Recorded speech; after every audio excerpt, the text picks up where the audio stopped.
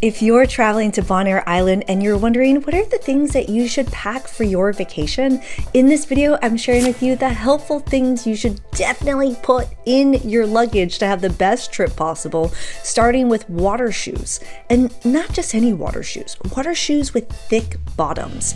If you're staying at a resort, maybe you're just doing easy sandy snorkels or going to 1,000 steps or maybe going to Salt Pier, you're okay with regular water shoes. But if you're venturing off to other places around the island, it can get pretty rocky and you're gonna want ones with thick soles. And when it comes to diving, you're gonna want thick diving boots, especially if you're diving in places like Lighthouse or on the east side. Maybe you're headed over to Shrimp Factory or Baby Beach. Whoo, the guy was stepping directly on sea urchins and I could feel it. Protect your feet, bring water shoes with thick bottoms, and if you're diving, dive boots with thick bottoms. More like this coming up.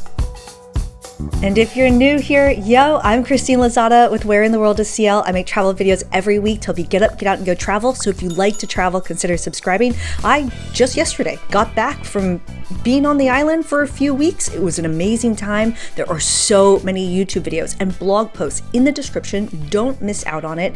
And this next one that you definitely want to have packed with you is a reusable water bottle, but a really, really large one. I'll be honest and I'll admit that I didn't think the water from the tap was drinkable the first year I was on the island, but the desalination plant is amazing. The water out of the tap is amazing, and you're going to want a huge water bottle. Why? One that you can put a ton of ice into and constantly refill it in all the places you'll be traveling around to.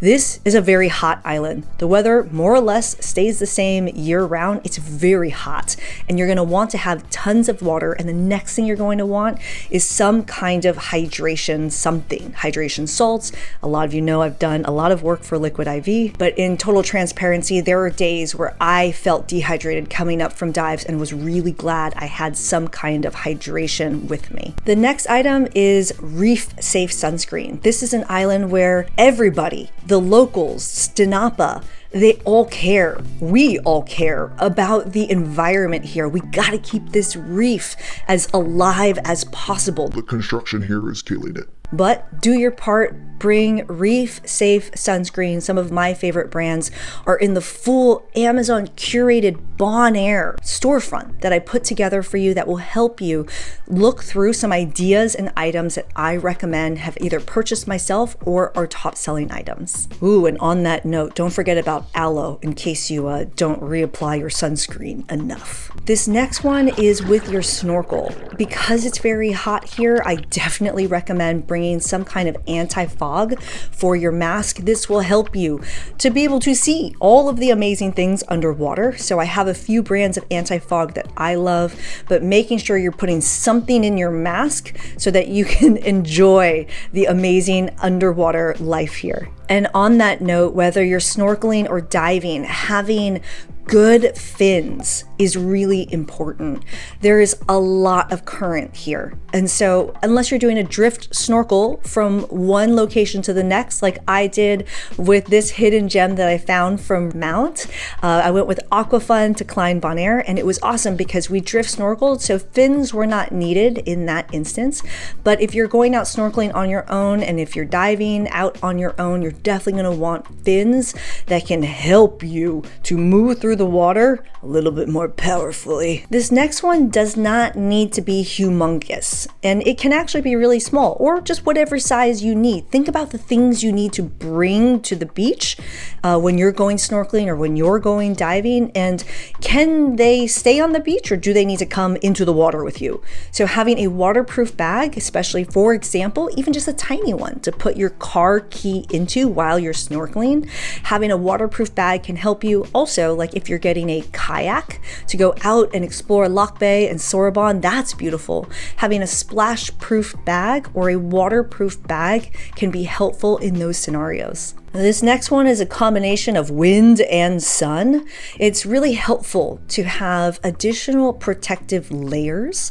My boyfriend, for example, wore a long sleeve a lot in the water to help protect his skin because it is really hot here. And especially if you're in the water snorkeling for a long time, your sunscreen is just washing right off. And the other thing is bringing a big hat. And I brought a big hat and it just kept blowing off. So you gotta make sure you got something to be able to tie it up tight. You know, you gotta look cute, all tied up underneath your neck. So having a big hat, but a way to keep it on your head because it gets extremely windy on this island. This next one is just my opinion, but this is a very casual island. You are totally free to dress up and wear really nice high heels and dresses and dress shirts and all the things that make you feel comfortable, but you will not be turned away if you are in casual clothing just about everywhere. Obviously, it's a please wear a shirt and shoes and don't be wet when you're going into different establishments, or preferably don't be wet. But this is a place where you can dine at some of the nicer restaurants, not necessarily wearing a super nice outfit. So it's totally up to you, but I'm not giving you specifics in the, which by the way, if you're getting some value out of this video, cheers that like button and know that there's a free printable pack list of all the things I'm referencing. But one thing that's not in there is telling you what to wear, because this is the island that I don't even bring shoes. I wear my diving boots when I go play pickleball, or if I'm going for a hike, or if I'm going into caves or something like that. But otherwise, I just wear flip-flops everywhere. This next one is for your electronics, which my answer about this has changed over the years. Generally, you'll stay and find hotels and places where you can just plug in your electronics like normal with normal USA plugs.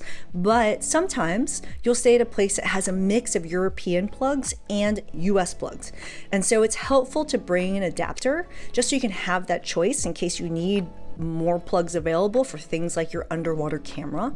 And so having that adapter is another helpful thing to bring with you. And speaking of electronics, these next two, one is having a cover for your iPhone. This might be because you're bringing it into the water, or it might just be you're on a boat and it's nice to keep it somewhere where you definitely know it's going to stay dry, whether you're bringing it in the water or not. And so bringing a waterproof phone case, even if it's an easy sleeve that just costs a couple bucks, that's a nice one to have. And the next thing is I love shooting. I shoot all of my underwater content with a GoPro. It's my favorite and go-to camera. I actually like it better than shooting with my Insta360 camera. But I always bring a underwater case as well as a GoPro filter set. I generally use the red one and sometimes no filter at all if I'm just snorkeling. But these are items that you should bring to protect and be able to use and capture your trip. But if you want to learn to shoot underwater quickly and super easily, you might want to check out the easy step-by-step video course that I have in the description below. This next one is something I hope you're doing on Bonaire Island, which is getting onto a boat. And if you are, even if it's just that 5 or 10 minute boat ride over to Klein Bonaire, or headed out to one of my favorite dives, Whitehole or Turtle City with East Coast Diving on the East Coast, yeah, these are short boat rides, but they are pretty rocky, or they can be very rocky. Not all the time, but when they are, having motion sickness pills, whether Dramamine or something like that, ginger chews, these will help you just to be comfortable. It never hurts to have it, but it really hurts when you don't have it. I've been making the same mistake year after year for the first 2 years, which was going in the months of like September, October-ish, which is when the winds kind of die down and there's a little bit of rain and there's a lot of mosquitoes. There's a lot of bugs, like an insane amount of them. It doesn't mean that they don't exist in other times of the year, but this past year, for example, I was there in August and I was in the clear, but I still had bug spray with me. I had bug spray, I had the bug bracelets, I had the candles, I had everything to repel bugs. Still got a lot of bug bites, but bringing some kind of bug spray or bug repellent, and especially more of it, like triple of it, in those buggy months. These next 4 aren't things I started packing until these recent years traveling to Bonaire. The next one is something, especially if long hair like me, hydrating leave-in conditioner or something to help with your hair. Like I cover my hair when I'm diving, but still, like there's a lot of salt in your hair, and having something to hydrate your hair afterwards is helpful. The next one is multiple pairs of sunglasses. I happen to misplace my sunglasses. I never misplace anything. I misplaced them one year, and I hate shopping. I spent time, which I love the downtown area, looking for sunglasses. They were not inexpensive, but make sure you bring 2 pairs of sunglasses just in case something happens to one pair. And this next one is not fashionable, but very helpful. Oftentimes there's a lot of wind and breeze on the island and you're in the clear, but sometimes you are like, where did the wind go? And it's hot. Having a neck fan, especially if you are dining in some establishments that might not have enough breeze coming through, there's kind of nothing worse than enjoying a beautiful sunset being way too hot and there's not enough breeze. So having some kind of hand fan or neck fan can help you to be a little bit more comfortable and look ridiculous. If you're flying into Bonaire Island, this is a helpful one. If you're flying in, make sure 1, you have layers on. Why?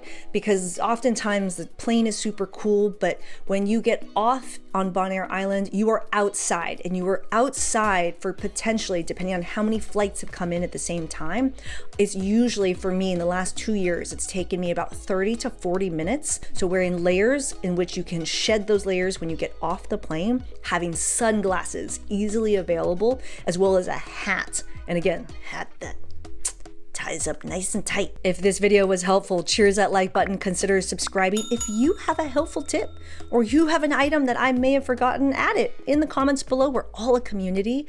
And also don't forget about the free pack list. There's tons of YouTube videos, blog posts, and so much more. There's a blog post that goes with this YouTube video. Tell me in the comments when you're going to Bonaire, and I'll see you in the next video. Ciao.